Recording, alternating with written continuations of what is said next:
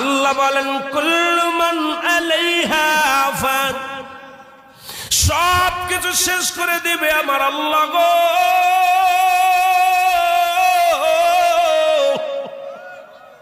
আমার আল্লাহ বলে এই জমিনটা আমি পুরায়া তামা বানা দিব।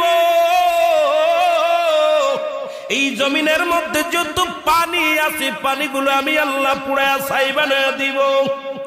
যেদিন কিচ্ছু বলতে কিচ্ছু থাকবে না,